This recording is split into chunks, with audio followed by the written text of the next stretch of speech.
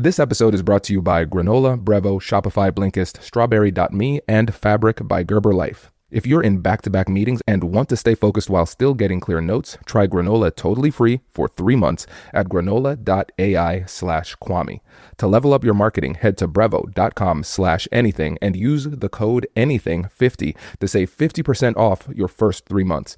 Ready to launch your business? Sign up for your $1 per month trial at shopify.com/Kwame. If you want to stay sharp and get the core insights from thousands of nonfiction books in just 15 minutes, start your free trial at blinkist.com/Kwame. To take control of your career trajectory, go to strawberry.me/Kwame for 50% off your first coaching session. It's like therapy for your career. And finally, if you're a parent protecting your family's financial future, apply in minutes at meetfabric.com/Kwame. Policies issued by Western Southern Life Assurance Company, not available in certain states. Prices subject to underwriting and health questions. Today's show is sponsored by Strawberry.me. Let me ask you something. Are you truly where you want to be in your career? Or are you waking up every day knowing that you're capable of more, but you're just not sure how to bridge that gap? Most successful people that I know, the ones that lead at the highest levels, don't figure it out in a vacuum. They have mentors and coaches guiding them. I've always said that the most important negotiation you'll ever have is the one you have with yourself. And for me, one of the toughest self-negotiations that I had to have was unlearning the belief that I could do it all by myself. Early on in my journey, I thought that I had to have all the answers, but I quickly realized that the fastest way to hit a ceiling is to work in isolation. It wasn't until I sought out mentors and professional coaching that I actually learned how to articulate my value and navigate the high-stakes pivots that got me where I am today. And that's why I'm such a believer in what Strawberry.me career coaching is doing. They're removing the guesswork and giving you a direct line to that same level of expertise. What I love about this service is that it gives you the clarity, strategy, and accountability that you need to turn your professional goals into reality. Whether you're trying to land a new job, advance in your current role, or transition into a completely new field, having expert guidance is a game changer. Instead of relying on guesswork or just waiting for the right time, professional coaching helps you to take control of your career trajectory.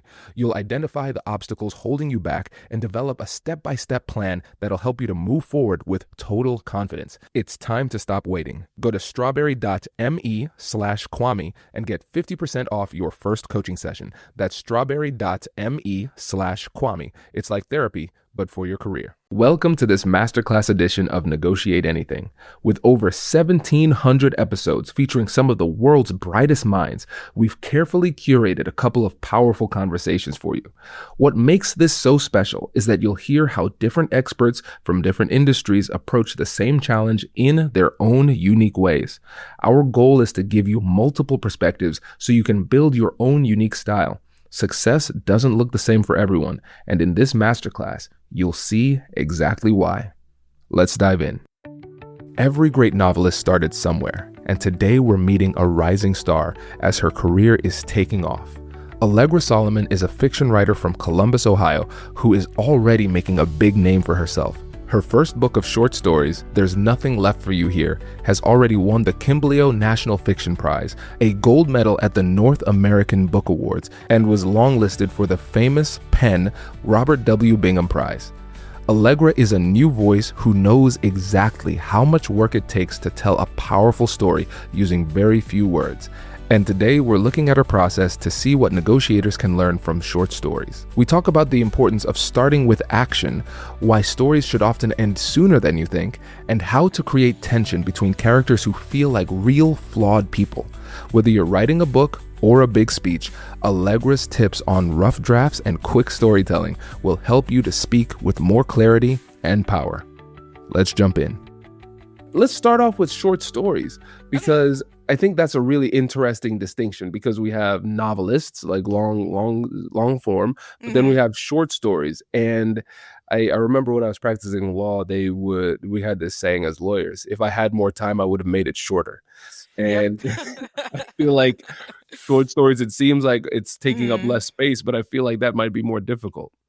I've heard novelists say that sometimes they find writing short stories harder. I think I'm having a hard time with the novel form right now just because I've been doing short stories for so long. But I do think that there is some truth to that just because you are working in a shorter space. You have to tell a coherent story with like coherent, characters that people can get a full picture of.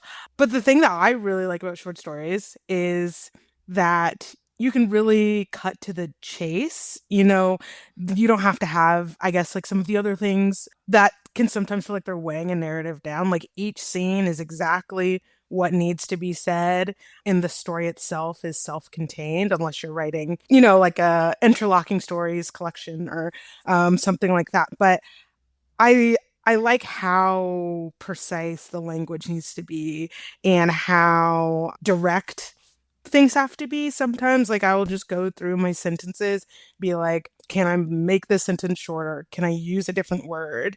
Because the faster that you can, get through a story and not waste words or waste sentences or pages, I feel like it really helps the reader and also the pacing and the suspense of the story. What are the things that can kill a story from the beginning that we shouldn't use? I think trying not to mince words, trying to get straight to the point, and trying to avoid cliches.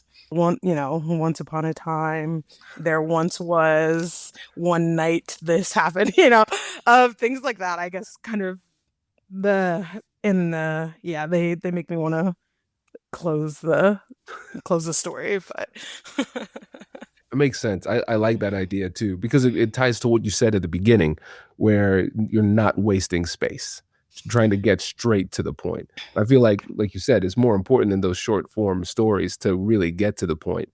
And when I think Mhm, about the nexus between writing and communication, what I'm recognizing is that the short form stories are more closely aligned with the rules of verbal communication too, mhm, because people often start off their stories with a long wind up where mhm, you're 17 seconds in and you're just saying, where am I? What are we doing? What do mhm. do I need to be present for this? Are you talking for yourself Yeah, or for exactly. me? Yeah, I like that idea of getting straight to the point and just starting with the biggest action and emotion. I think that makes it really real and tangible for the person listening. When I think about stories that are told just verbally when we're communicating with each other, Mhm, either or maybe on stage, and it's a bad story, it's never that it's too mhm. short, it's that it's too long. It's Yeah, like this story absolutely. went on way longer than it needed to go, and it's like I just want them to land the plane, and we don't even know where this plane is gonna land or if Yeah, it'll ever land. I think that's really exactly. powerful, and I like the process too and how real you were too, because a lot of times people stick to some of the classic story arcs where you could Mhm, kind of get an idea of what it is. It's almost cookie cutter, but I mhm, I feel like this advice gives people a lot of permission to be authentic and to write stories in the way that makes the most sense for the story, for the writer, and for the mhm, audience too. Because as you start to write out the story, then you start to get a little bit more clarity onto the story and to the flow. Because you might start to say, all right, I'm writing the story. It's feeling like it should go in this direction for this reason, mhm, and this person should do this. But then you're saying, wait a second, as I start to go through this, it doesn't make sense. And so, when I think about writer's block, but also just in general, when we're thinking about how we craft what our stories might be for a presentation or a keynote or something like that, sometimes the best thing to do is just start writing. Just force mhm. yourself to start writing instead of trying to force yourself to use some kind of cookie cutter model for a story. Yeah, absolutely. This like in November, me and my friends had a writing group basically where we just, wrote every single day in November. It's a thing a lot of people do, but I honestly miss it because I had a document that is like the thing I'm working on, and I had a document that was just kind of like, I called it like a vomit draft. And then my goal every day was just like, I'll just write at least 1,000 words. And sometimes it would be really bad. It'd be like, and then they went here and then they did this. But through doing that, a lot of times it would end up, just through allowing myself to be like, this isn't in the actual draft. You'll just take whatever's good. Simply having the chance to write something, things would just, come up or reveal themselves, and it really takes the pressure off. So 99% of the time, the cure to writer's block is literally just writing, even if it's nonsense. It just like it demystifies the process a little bit. And I've found when I go like even like a week in between writing, it starts to like feel scary again. It's like you just have to do it. Fascinating. Because as we're talking, I'm also realizing that good stories don't happen by accident. Mhm. So you could have a good set of facts, for example, in let's say we're prepping for a meeting, prepping for a speech or something like that, or just a conversation where you say something cool happened and I want to make a good impression with a person. Mhm. You could have a really good set of facts, but if you're bad at storytelling, it won't land. Mhm. Or you could have really not great facts.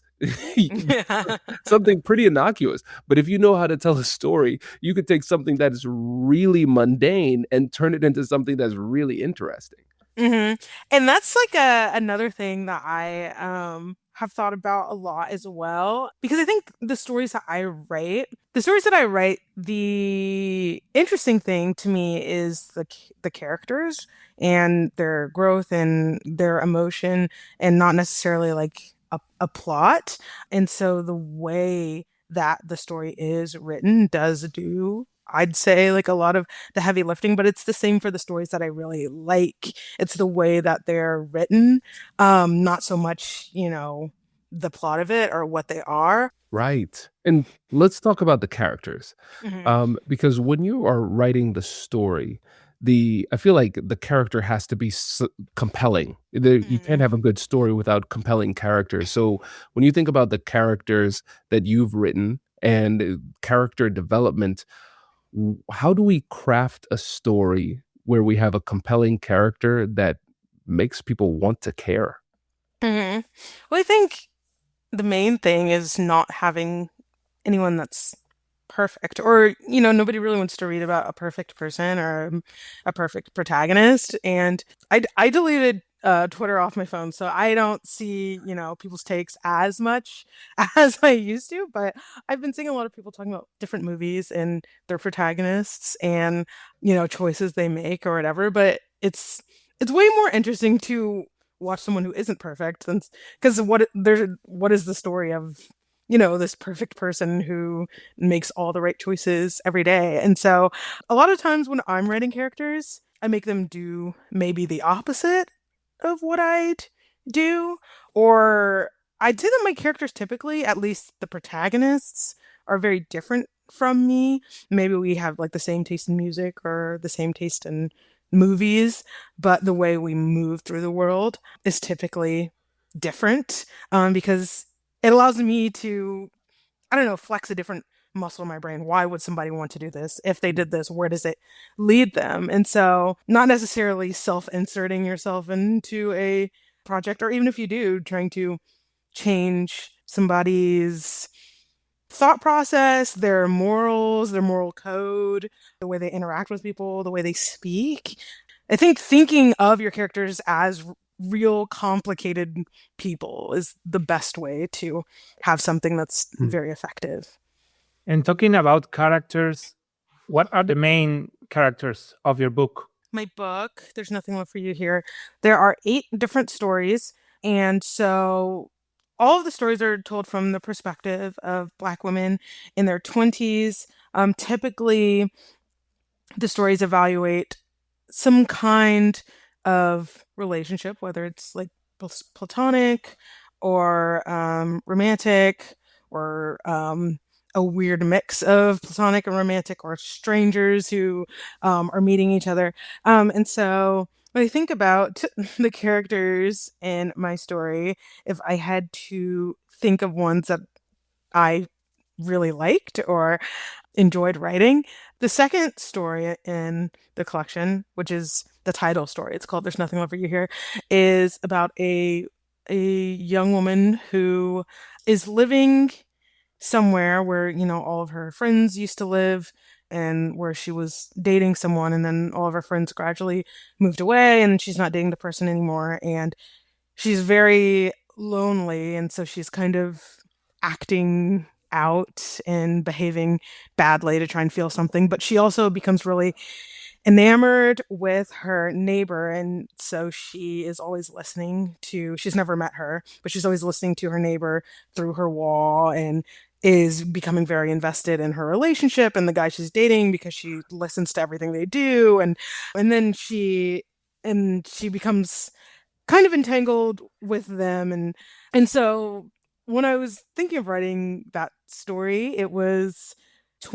2022 when I wrote that story. So it was just coming off of the pandemic and lockdown, and so how people deal with loneliness, how people try to connect with people was very present on the mind. And I had moved to Kentucky in 2020 to go to grad school, and then my whole first year was online, obviously. And so I was just in my apartment. I didn't know anyone. I wasn't going anywhere. I didn't see anyone. And so thinking about writing that character, that experience was very present in my mind. But thinking of, how can I take this farther? What's like a very, I wouldn't say like strange, but what's like a slightly more way somebody might go about dealing with this experience, wanting to connect with someone, becoming invested in their surroundings. And a lot of times that's what I'm thinking when I'm writing a story. How can I take this further or like heighten it? Even if it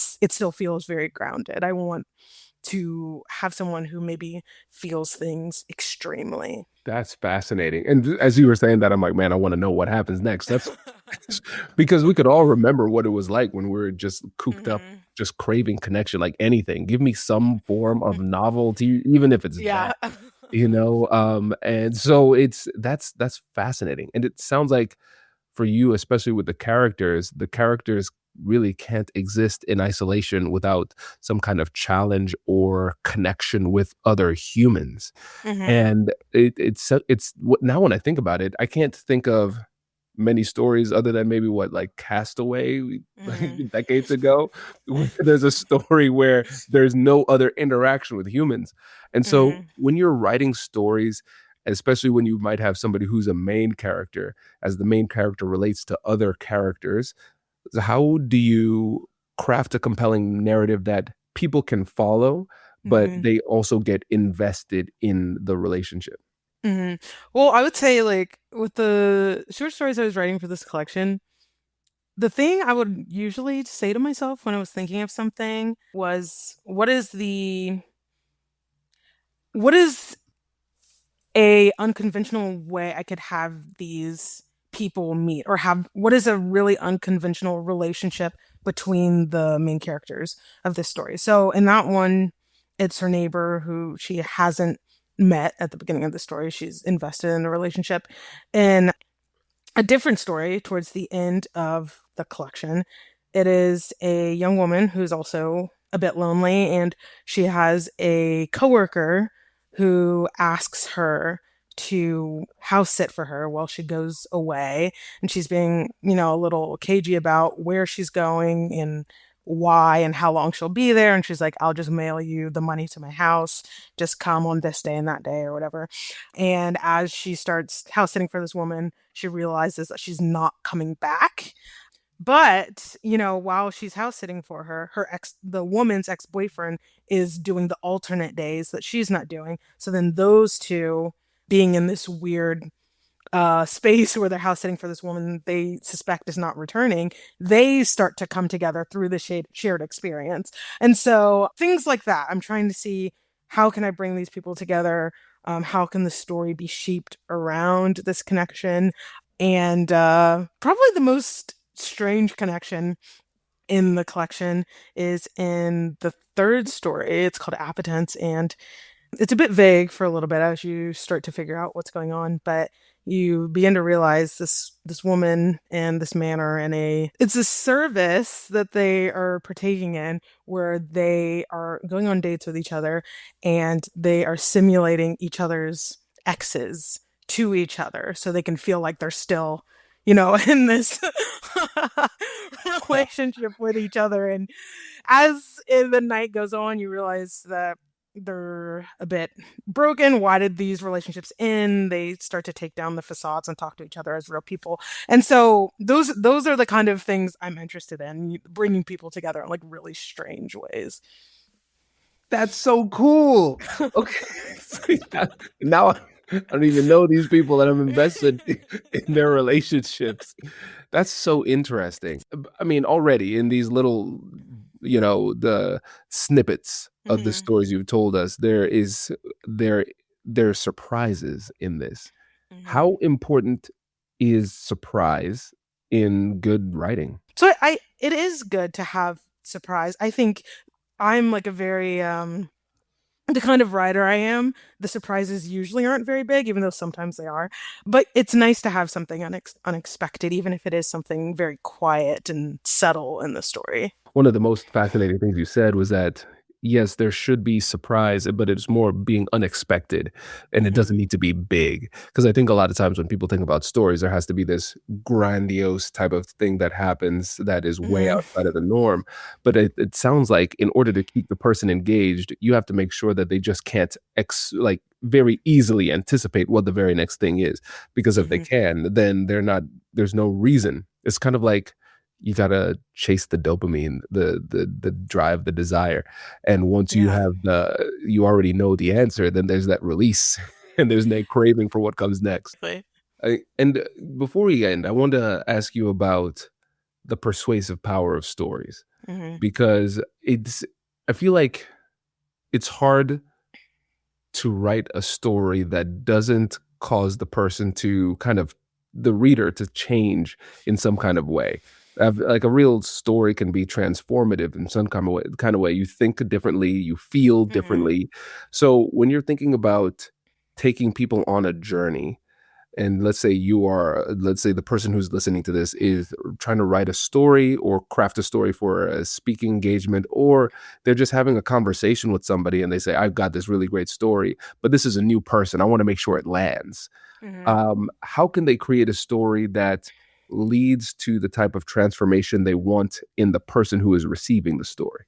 To be persuasive typically, or at least in a story, I'd say not being too heavy-handed, allowing, the persuasion to be subtle in the story. I think people generally don't like being told what to do or what to think or like to feel like they're being talked down on. And so it's helpful if it feels like there's an absence of bias, like you're presenting the story as it is.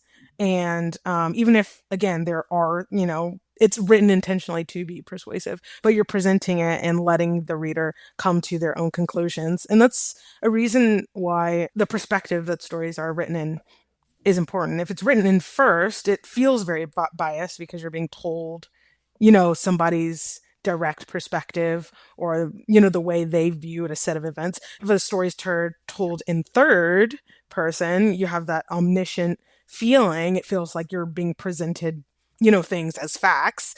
That makes sense. I love the subtlety because persuasion, when you're talking to people, it should be subtle too. I think it's Hmm. Yeah. more persuasive the less obvious it becomes. And so with the stories, it's important to create a compelling narrative with compelling characters, but not be so in your face where the person can actively reject the Yeah, idea exactly. that you're trying to persuade. Well, you use for persuasion. So this is powerful. And Allegra, before you go, let the listeners know again about the title of your works and the best place for them to connect with you and get those books too.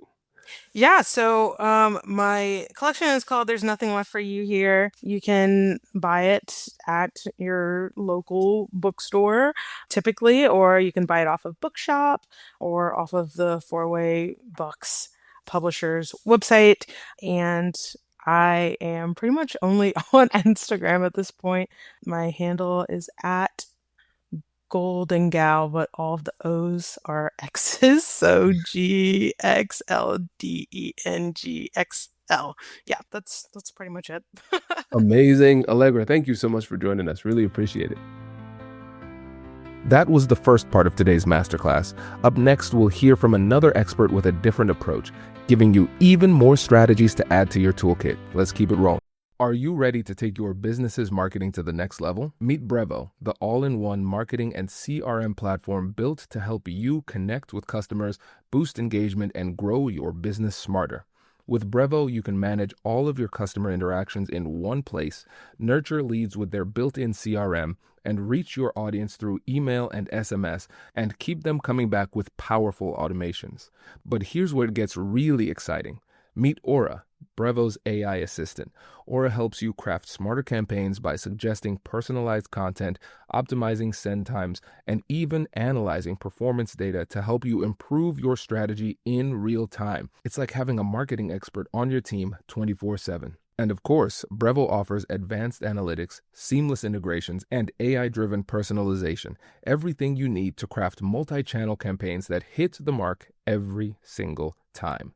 Get started for free today or use code ANYTHING50 to save 50% on starter and standard plans for the first 3 months of an annual subscription. So just head to www.brevo.com/anything and take your marketing further with Brevo and Aura. When I started this podcast and built the American Negotiation Institute, I quickly realized something.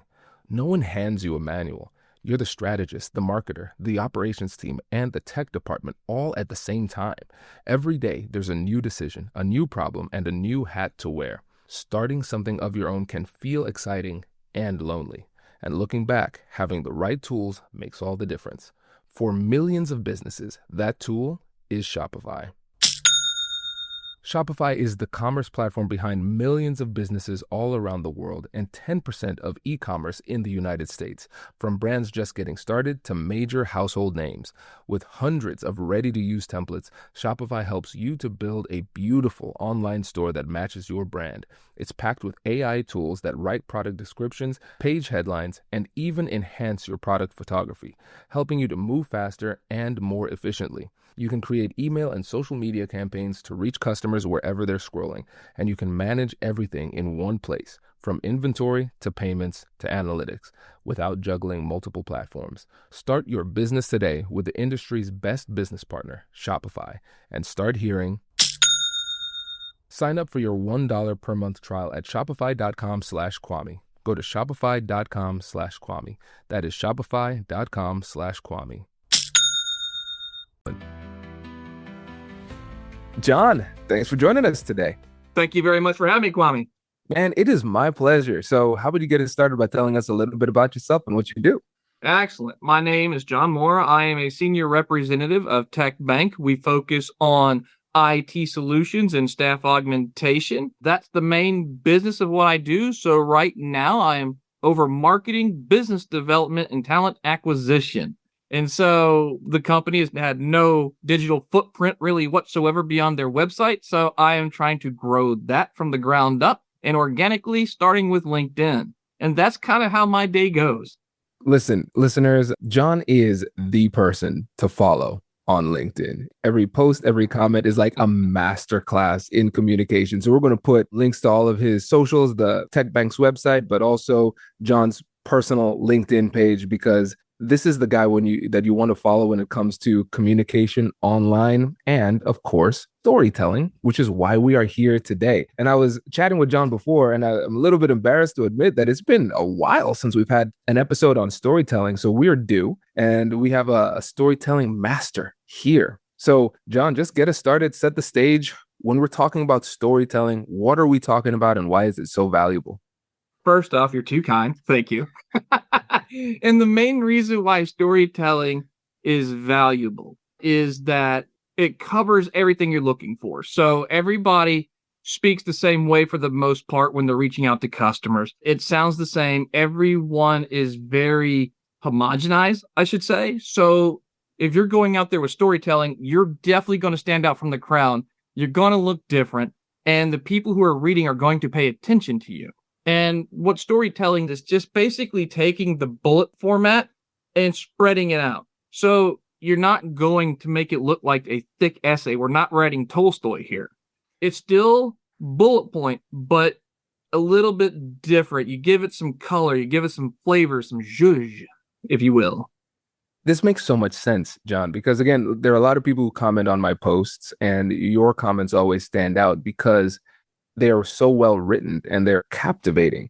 And now it makes sense because it sounds like you have a replicable model for the way that you go into storytelling. Am I getting that right? 100%. The way I learned this in the little bit of time I tried selling life insurance is you got to come up with a system that's repeatable and scalable, something that you can do over and over and over again. And that's what I do on LinkedIn. I spend about 30 minutes ahead of time commenting on my normal people. I have my core, and then I'll write my post, and then I'll spend another hour reaching out to new people, commenting on their things, adding value on their posts. And that's the trick too with storytelling, is doing the value add. It's not enough to just say, hey, great post. Well, that's fine, but there's no context behind it. What's the context behind great post? What made it a great post to you, the writer? So I tell you what makes it a great post. And then this is the trick that I always do. I don't know if it's a trick, but it's what I always do, is I always try to add even more value to the original post. So you'll get the original post, and then I'll look at what you wrote. I say, okay, this is all excellent. This is very great. Here's some things that you might have missed. I don't word it that way, but I'll do it as a value add so that people who are reading the comment section comes across what I've written. They see the value add. Now they want to come to my page. Does he add value on other things? They'll look at my post. Does he add value on other posts? What kind of value am I adding into who? This is so good. I'm sitting here taking all these notes. And as you're saying it, I'm saying to myself, man, that's true. That's exactly what I did. It is great. And I love the fact that there is this replicable model, because when you think about writing in general, writing is tough. If you want to write well, it takes a lot of intentionality. It takes a lot of time and a lot of thought. And if you tell people, all right, tell incredible stories, that is hard to do. And it's almost like if you take all of the guardrails off of creativity, it becomes so overwhelming that you can't produce anything. And so I really think that the listeners should focus on this part of the process where, hey, this is a process. It is replicable, because you're going to have different conversations in different contexts. And if you can have this framework that you can keep going back to, then it's going to be much easier for you to communicate in this way using stories. Absolutely. And the way the framework works, it starts off with the hook. And then the hook, what I always tell people, and if you pay attention to my writing, it is always addressing the problem and telling people that I'm going to give them a solution right off the bat. So, like today, I wrote about how to find an ideal customer. So I say, okay, are you a detective looking for your ideal customer? Well, I'm about to tell you how to find the ideal customer. That's the intro, basically. And then I go into 5 things I do to find those customers. And then I follow that up as, once I find them, here are 3 things I do to address them. So that's kind of how almost all of my storytelling goes. It's solution problem, the step-by-step guide on how to do it, followed by final resolution and a call to action. And that's every single post. But I don't do it in the way that you would think that most people on LinkedIn do. Because on LinkedIn you just said it, was write incredible stories. Now I could do it right now and tell you an entire post on how to do that, right? How to write an incredible story. And the thing is, do you absolutely have to have a passion about writing about? No, absolutely not. It helps. It really helps because people will feel it, but it's not absolutely necessary. Think about when someone has writer's block, right? Okay, I have a passion for something, but I can't think about what to write. Well, now I have to do something to get myself out of that block. So I'll take like this pen, and I will write an entire story about this pen, about its journey and how it got to me, the step by step from creation to getting to me and what it must have gone through to get here, and then what it's like living with me and the things that I put it through, chewing on it, writing with it, the stories it sees, and all that stuff. So that's how I do it. And another thing to make your stories absolutely engaging is fill those suckers up with analogies, because people need to see what you're writing. It's not enough to say, all right, insert this here, do that there. You got to give people something that they can attach to, an emotion to it, so they can see it, feel it, and understand it. This is powerful. And for me as a writer, I think one of the most powerful things you talked about was getting through writer's block, because Writer's block is such a frustrating thing. You allocate the time to write, and then your brain isn't braining, and it feels really disempowering. It's like I'm trying to eat on a very full stomach. It just doesn't work. So Sure. I love that example of taking your mind completely off of it, being playful, and then that creativity comes back. And I love the hook too. Solution, problem, and then giving people bullet points. It makes it really easy to understand. And I think that hook element is something that people often miss. I want to drill in on this hook because Sure. if you don't get the hook, people don't even tune into the story. They might be there, but they're tuned into a different channel in their brain. Well, the hook is when people tell you talk to your audience, what they're saying is the hook, right? Everything else, if you get them with the hook, as long as everything else actually addresses their problems, you got them already. You got to pull them in. So, what it is, you address that problem right off the bat. What is the pain point? What are they feeling? What do they want to be solved? Whether they truly know what it is or not, address it right up front. And they go, oh, yeah. So they're scrolling through. Oh, yeah, that makes sense. But I also try to create eye-popping images for my post. Don't just write a post, right? Because people just see a bunch of words, they're going to tune right out. You got to give them something to see. So bright colors, contrasting colors, especially on words. So if you post something, make sure like important words, the verbs especially, are a different color than the nouns and all the words in there. So the verb almost always has to be a different color. Now people will tell you the adjective, but I always go verb. So if you try to be like this, like get exploding growth, right? Don't ever write anything like that. So people's eyes are on the verbs, and then they'll go, okay, get using what? So everybody's writing the same. Short, quick, able, consume, move on, right? It's doom scrolling to the max is what they created. What I want you to do is sit and stay. I don't want you to scroll. I want you captivated. You're my audience. I got me to sell to you. My words. I want you to be able to come to me saying, I want to talk to him. Now, I don't want you to go talk to all the people, all the other bullet points. Like, there's tons of those. They're a dime a dozen. Talk to me because I'm different. So I do pacing and spacing. I try to keep it quick. And I also try to keep my sentences to different lengths. So 3 words, 5 words, 7 words. And then I'll also do it where, this is another thing, if you ever pay attention to my writing, the hook is usually 1, maybe 2 sentences. The next line will be about 2 to 3 sentences. The next one, a single sentence. And then we're leading into the bullet points. And then we're leading into a sentence followed by 1 or 2, followed by whatever. But is to keep, and then I'll use certain emojis, sometimes at the beginning of the sentence, sometimes I'll put them at the end of the sentence.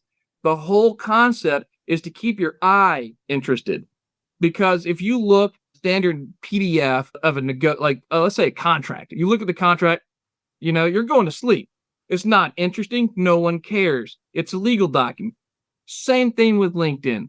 The consumable stuff worked at first because it was just easy to get through. I don't have to dig into anything. Just tell me what I want to know so I can move on. But the problem is everyone's doing that now. So for me, it's not that I want to go, now I'm stuck here. I want you to get there, and then I want you to be engaged once you're there. So the pacing, the spacing, the analogies, the keeping your eye moving at all times is never just going to be like, okay, here's a paragraph. It's always moving and always guessing. So you're always going to be interested by what you're seeing in addition to what you're reading. Yes. Oh, this is good. This is really good because it shows the intentionality that goes into this. Because what's interesting is that the person who's listening to this previously, they might have just been drawn to this post, but not understanding what it was that drew their attention to the post. And now we have a little bit of an opportunity to peek behind the veil and understand the science and psychology that goes into this. And what's really cool about what you do is that your LinkedIn presence is very, very strategic in that it helps you with what you're trying to do with Tech Bank. And so what I want you to do now is really picture and draw a clear connection between how the storytelling starts the conversation, how that's a really strong beginning point for the actual negotiation and communication when you actually start to talk to the person in real time. Sure. once the stories are out there and people start commenting on it, I've now developed social proof. I also write every single day. I have made a commitment to write every single day, at least on my page, not necessarily on the Tech Bank page, the business page. I'll do that a couple days a week, but on mine, because I'm the face, right? People are going to see me. So what happens is with all of this information, when people go to Tech Bank, yes, they'll see a bunch of content there, but that's all professional content. They'll come to me and see the opinions, the style, what they're going to get when they start working with Tech Bank. Now, Tech Bank's a professional business. We do what we do, and we're darn good at it. But they need a face. They're going to have a relationship with me. They're not going to have a relationship with Tech Bank. So they see how I conduct myself, what my personality is in my writing. Now I'm reaching out to people in DMs. Hey, I see that you work with so-and-so. I'd love to connect with you. This is what I do. If you'd like, check out my page and let's have a conversation. Something along those lines. And almost always go to my page first because they're not going to just write back, oh, that's great. I've been waiting for someone. No, they go to my page. They see my profile that's already been optimized. It already fits everything they do and what they're looking for. And then they go to my content next. All right, what does this guy do? What's he all about? Is this someone I truly want to work with? And then they go to the comment section. What are people saying? Is he engaging with them? How does he engage with them? And then they say, okay, this is great. Let's have a conversation. Now we're talking about the reason why they reached out to me. What's their motivation for reaching out to me? What problem do you have that I can solve? And so once we get to that point, now we say, okay, well, this is what the price would be to fix that, right? Or if you got a lot of people you need to hire, this is the price point of which I can bring these people into you. And so that's how the negotiation goes. And it's in our business, there's not as steep a negotiation. There is negotiation, but it's not like high stakes lawyer negotiation. I've read your profile. I was married to an attorney at one time in my life. I know what that looks like. It's not that. It's something, but it's not that. We have quite the reputation. Oh, man. John, I love how much intentionality you're putting behind this. And I really want to focus on a couple of things here that I think are overlooked often when it comes to the negotiation process. And that's social proof and showing your personality. Because when people follow you, they get to get a vibe on who you are and what you're about. Because this is our first time talking in real time, I feel like I know you. And this is exactly what I expect you to be like, because you're authentic. The personality shows. And then we cannot deny the power of social proof. Okay? You have this great personality and you're writing these great stories. And then you go on LinkedIn and you have one follower. But then let's say it's the exact same thing. And now you have as many followers as you have, right? It gives you a little check of credibility. And now we could say that this is shallow, and maybe it is. But what we should say as well is that it is a psychological reality. And as a result of that, we should incorporate it into our strategy. And so this helps us to understand there's a big nexus when it comes to our persuasive abilities and our online brand presence. And so you've been able to marry that brand presence, social proof, personality, authenticity, storytelling, and you have all of this positive momentum working for you even before you have the first conversation with the person. Absolutely. Yeah. And that's the part that's great is I get to do all the things that I love, right? I love writing. I love talking to people. I love engaging. It's the reason why I've been in this particular business for so long. And I've been in this field for about 8 years. Now, I've had several careers before this, managing big box retail. I've managed at the state government level, high education.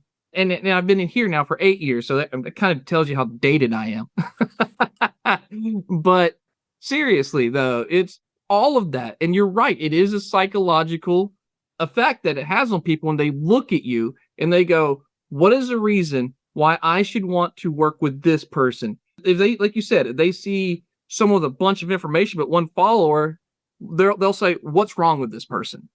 Or they'll say, what is the reason this person isn't motivated enough to go seek followers or develop a following, cultivate something? Show me that you can build something. The reason Why should I listen to you? No one else is going to listen to you. You know that feeling when you're in back-to-back meetings all day? You're nodding along, trying to contribute, but in the back of your mind, you're secretly stressed because you're trying to remember exactly what was just said or who was supposed to follow up on what. Meetings can be a mess, but Granola AI fixes that. Granola is an AI-powered notepad built for the way real people actually meet. Here's how it works. You take rough notes like you normally would, and then in the background, Granola securely transcribes the meeting. Then it turns everything into clean, structured, and actually useful notes the moment the meeting ends. The best part? It works through your device's audio, so it integrates seamlessly into the tools that you already use. No setup and no awkward tools. It's just your normal meeting, but with superpowers. I've found that it lets me actually listen instead of frantically typing, so I walk away knowing exactly what was decided and what comes next. Before Granola, our team would spend extra time cleaning up notes and double-checking details. Now, we leave meetings aligned and clear. It saved us time and helps us to operate at a much higher level. If meetings are eating up your day, granola.ai is a no-brainer. And you can try it totally free for 3 months. Just head to granola.ai/Kwame. That's granola.ai/Kwame to get your time back. Get 3 months free at granola.ai/Kwame. We talk a lot on this show about the importance of learning and staying sharp. But let's be honest, between work and life, who actually has time to read every single book that can help you to get ahead? And that is exactly why I use Blinkist. It's an app that takes the world's best nonfiction books and breaks them down into 15-minute summaries that you can read or listen to. They have over 9,000 titles, so whether you're into leadership, psychology, or negotiation, they've got you covered. Personally, I love to learn about a wide variety of topics, not just negotiation, but psychology, history, and communication. All of that knowledge works together to help me to be the negotiator that I am today. If you've been meaning to dive into the frameworks we discuss here every week, Blinkist is the fastest way to get those core insights while you're driving to work or at the gym. It turns your extra time into a real advantage, helping you to show up to every difficult conversation with more clarity and courage. If you want to start learning faster and showing up with more confidence, this is the tool for you.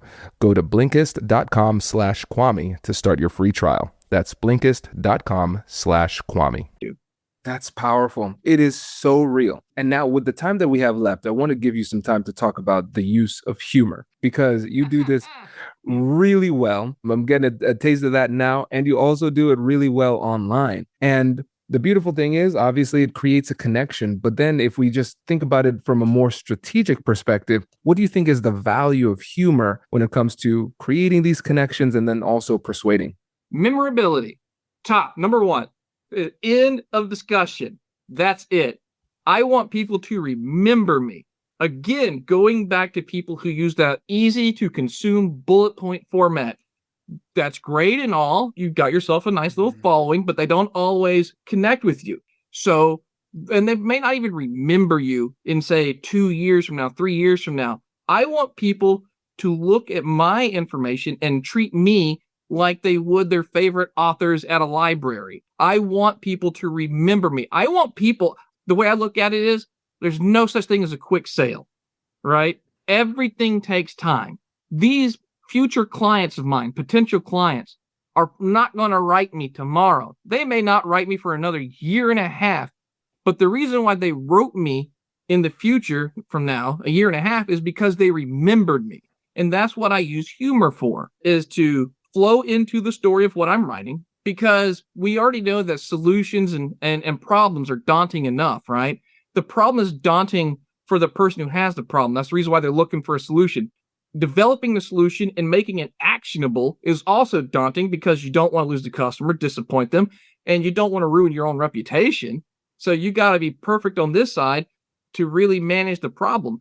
But in between that, my goodness, that's a lot of stress here and here. So we got to bridge that gap. And the way I bridge that gap is through humor and levity. Life is too short, man. It's always going to be hard, no matter what we're doing, whether it's developing a social presence like I'm doing for my company, which has none, negotiation, which is your line of work, doesn't matter. As long as we can find a way to bridge that gap with humor, It lightens the mood for everyone. It makes everything so much easier. It makes you stand out because through all of this chaos that you're going through, you're able to sit pat and actually make people giggle. And sometimes people just need that break. Now, I'm not saying stand there and juggle like a clown. That's not your job. You got to be professional, but every now and then chime in and say something funny. Make it enjoyable. That's how I do it. And when you do that, people will remember you. They'll come back to you because you elicited an emotion from them. And that emotion is a very powerful one. Anything that makes a person laugh is powerful. I agree. I think this is great advice because I think a lot of times when people think about what it takes to be professional, and I'm using air quotes here for the people who are audio only, professional, right? A lot of times they just put their personality on the shelf and leave it at home. You can still be a person and be professional. Now, I think that's really important. And I really appreciate you giving people the license to be themselves and inject a little bit of levity into these conversations. I think that's powerful. 100%. People, I've noticed, especially on LinkedIn, have a tendency to be afraid of being themselves, where if you want someone to work with you, you want them to know you. Now, you'll never know 100% to know anybody, right? Your own spouse, you don't know their deep, dark secrets, whatever. But you want them to know your personality overall. Who are you? Who are they going to be working with? And what's the reason they should come work with you? So yeah, be yourself. Don't be this stale, generic version of everyone else. This is another thing I always say to people. This has triggered that. Is especially when people try to emulate and it becomes all that white noise with, as I talk about, all the bullet point format, is don't be a second-rate someone else. Be a first-rate you. I can replicate anybody else, but I can only be me. And if you truly just use some of everybody else's stuff and then incorporate it into your own, be the best version of you. Use the information and knowledge you gather everywhere else, but make it to where it just enhances you. Absolutely. Oh, John, this is great. This is great. And so I know a lot of the listeners are saying, okay, I need to follow John. I need to get in touch with him. I need to learn more. So before you go, I wanted to give you an opportunity to let folks know the best way to follow you and get in touch. Sure. The best way to follow me is going to be on LinkedIn. That's the account I am on the absolute most. Sure, I have Twitter or X, whatever you want to call it. But right now, I stick to one platform. It's LinkedIn. That's where everyone is for what I need. You can DM me there, follow me there, or if you want to have a conversation with me regarding either IT solutions or developing storytelling methods, contact me at my work email, jmoore, letter J, Moore at techbank.net, tekbank.net. John, this was fantastic. Really appreciate you joining us today. Thank you for having me, Kwame. That's the power of a masterclass. One topic, multiple lenses, and real-world application. You've just heard 3 experts tackle the same issue in different ways, and now the question is, what will you do with it? Negotiation isn't theory, it's practice, it's self-awareness, it's choosing courage over comfort. So pick one insight today and apply it in your next conversation, because skill doesn't come from listening, it comes from doing. I'll catch you in the next one. Hey, if you're still here, that means you really like this episode. So why don't you leave us a review? 5 stars, please. That really means the world to us and it helps other people find the show. And now, I will catch you later.